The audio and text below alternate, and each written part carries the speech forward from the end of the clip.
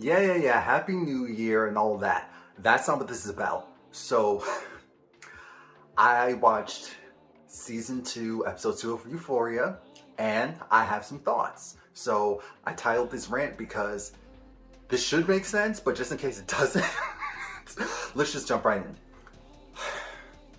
Nate. Why did we get such a Nate-centered episode, and why was I actually kind of happy we did towards the end of it, even though I was also disgusted multiple times? First off, Euphoria, y'all aren't slick. Y'all don't have an, I know it's because of HBO, so y'all have the creative license to go and show us D, to show us Buddy, and I'm like, wow, trigger warning, trigger warning, trigger warning, because it's hilarious. It's effective.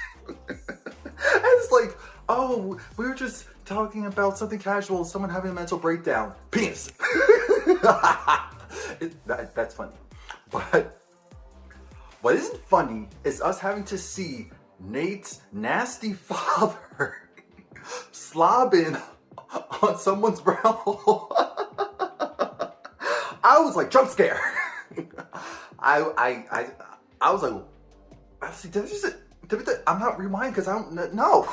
No. His father's nasty. We see where Nate gets it from. Nate and this whole Cassie said, Cassie, come back to us, Cassie. Actually, how can I say come back to us when was she ever really with us to begin with? Cassie has always been a mess. Always been a mess. So that's nothing new here. That's nothing new here. It's more so about Cassie, please get it together. Get it together, because you can't be sleeping with your best friend's ex-boyfriend and you know she wants him. This is all kinds of, this is gonna blow up in your face sooner than later, and I wanna see it. I wanna see Maddie go and beat your behind. I want her to drag your tail. Why? Because she deserves. We saw clips of Maddie going and squaring up and taking out girls left and right. So if you have to be the next one, oh well, because you had opportunity after opportunity, and then you were still talking to him while he was in the hospital. First off, Nate being beat up. I want to make that my screensaver, my wallpaper, my mantra for 2022, beat up Nate. That's what I want. And so I enjoyed that. I loved it immensely. It was a vibe. It was a moment. Fez is a king. We already know this. Ashtray has his back like no other. Rue just needs to get gone because she's going to get someone killed one day. It's a lot going on there. But then goes to the hospital and his dad was there. His dad kissing his hand and him causing him to have a seizure. I said, wow, you hate him that much. I see it. I get it. I understand it. Your dad is terrible. Your dad's a Pedialyte, as Bonnie Blue would say. So I get it. I was just like, woo, that's daddy issues to a whole umpteenth level, and we understand it. And I can't believe I'm saying this, but when Nate went and talked to his dad, because his dad was like, okay, so you're gonna tell me what's really going on? With his dad going and interrogating Cassie and Lexi, and then Cassie going and saying something because she was afraid that they would actually go and get the police involved, and so then her phone records would be exposed, and her talking about her having sex with Nate. I was like, oh my gosh. And Lexi standing up for her man. I loved every moment of that, especially when Lexi went to the store to go and just check up on Fez. And then here goes Francine from American Dad being like, hey. I'm like, you're ruining our moment. We've been wanting this forever. We knew that we needed this. We were finally gonna get this. And then here you go saying, hey, it doesn't even matter. Lips, that's what we're gonna call her, Lips. Hey, I'm Lips. Us finding out that Lips was there because her boyfriend had to hide her out because she accidentally killed, or at least threw, the hotel manager off of the balcony, which honestly I didn't need an explanation. I was just assuming that he was probably a creep, and that's more than enough for me. We don't protect creeps over here. But I was just perplexed, so perplexed at how Now Fez has a roommate. Ashtray hates her. Ashtray's another, he's a prince. We can't call him a king yet, but he's a prince and he's a rider. He's the true definition of a rider, especially when we find out how they became brother. Ashtray, we love Ashtray. Fez and Ashtray could do no wrong, kill anyone you need to, but I don't care. Do it, we love y'all. But back to Lexi there at the store and her trying to have a pseudo date with her guy, her saying, oh, I'll drink malt liquor. I was like, oh, look at her. Look at Lexi. Here comes Cal, Nate's father. And we saw that he had a gun in the car, so we thought that he was gonna go and shoot our guy. I was like, Ashtray. When Ashtray took the gun out of the cereal box, I was like, that's why we love you. That's why we love you. He was ready. He was ready. No one's gonna ragtag his bro. Nope. And then when Cal took out his cash, $20, remember on the sign it said, what was it, like no $20 bills or something like that, or nothing over 20, something like that. But anyway, I was just like, he was like, do you know who I am?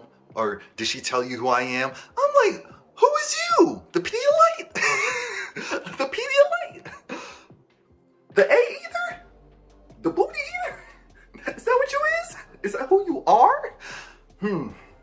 But when Nate confronted his father, closed the door because he said, I don't think mom wants to hear this. So you remember, aside from him going and effing all the young kids, the young guys and young girls in town, or the more effeminate guys in town, remember when you effed Jules? I saw, because I know, I have the proof. And, well, he doesn't have the proof right now. Maddie has the proof. But when he said that, I said, wow, I still don't like you, but in this moment, I'm loving this moment.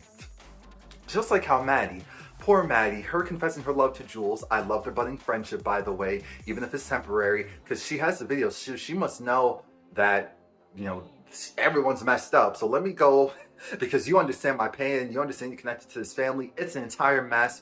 But when Nate was hanging out with Cassie and they were both ignoring Maddie's FaceTime and call, I was like, oh, y'all are trash. Nate essentially breaking up with Cassie, even though while he was in the hospital, that dream sequence was terrifying.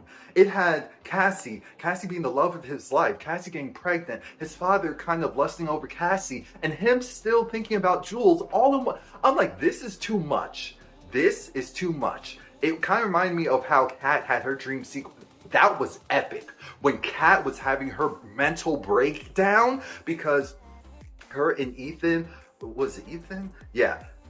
Ethan's a great guy. He's a nice guy. And he's everything that, you know, someone ideally would want in a partner. But he's also a really nice guy. And Kat, you know, she has that little side to her. Or at least she feels like that's what she needs. So she's self-sabotaging. She's also just insecure in general. So when she was seeing all of these beautiful women and them telling her, oh, you're beautiful, you're great, and it's like, shut up. I understand that, but I still feel like crap. That's the reality of the world. Everything could be going right for you, but if you don't feel that way, it doesn't matter. And I was like, whew, this is relatable. Yikes. Yikes. This whole show is a little too relatable. A little too relatable.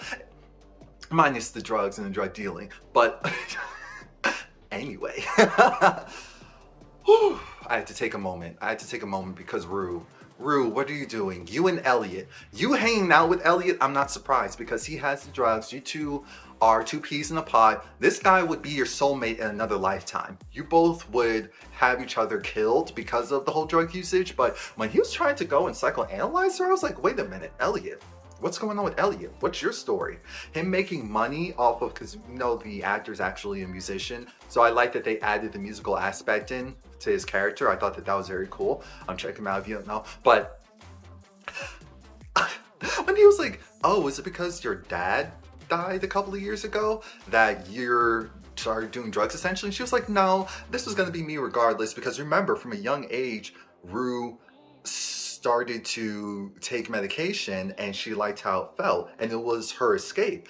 Now, if her dad never got sick period, maybe that was a different story. But we don't know that. We don't know that at all. She could have been at some random high school party, still done something and then ended up like this. We don't know. Her dad being gone obviously is making this worse. We know that. But Jules, I felt so bad for Jules because Jules' father is like, is she a good influence on you? You have to think about it. Jules isn't dumb. She knows Rue. She knows something is wrong. She knows Rue is probably doing drugs, most likely doing drugs. And she just loves her so much that she's just going to continue to be with her, go along for the ride. And it was hurtful because she's trying to grow as a person as well. And the fact that Rue, who was spending all this time just trying to get close to Jules, now was going and blowing her off and family time with her just to go and do drugs. I was like, wrong road. Mind you, let's see what happens when Rue lets it be known that I saw Cassie getting in Nate's car.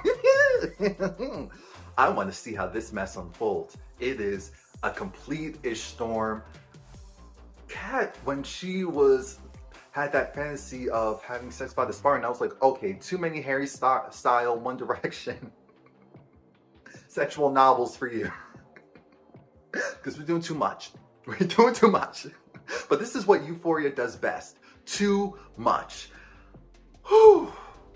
I need Nate's father to get his butt beat. I need him to get his tail pistol with him. Do something. Lexi's gonna be a rider. I already know that. We love Lexi. Oh, I felt so bad when it was like reminding us that Lex needs to tie to more so see the train coming and not yelling, run, run, stop, stop, what are you doing? And just letting it crash. That's hard.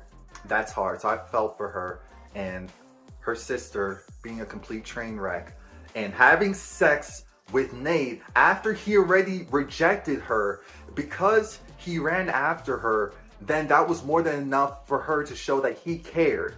The self-esteem is in the garbage. Maddie going and babysitting that adorable kid just so that she could go and try on the rich lady's stuff. Mind you, that rich lady, I thought that she was gonna cross a sexual boundary. I was shocked that they didn't do that. I was happy they didn't do that, but I was also shocked. I'm like, let me see how much longer this lasts. So that's it. That's all I have. If there's anything else I wanted to add to this, too bad. Come back next week because I'm sure episode 3 will have me again like, what am I watching? They are doing too much and I love every moment of it. All right, Romie Mojo out. Please like, comment, subscribe. Rope to 9,000. Let's go. F Nate. Not like, oh, more so like, oh. Okay, bye.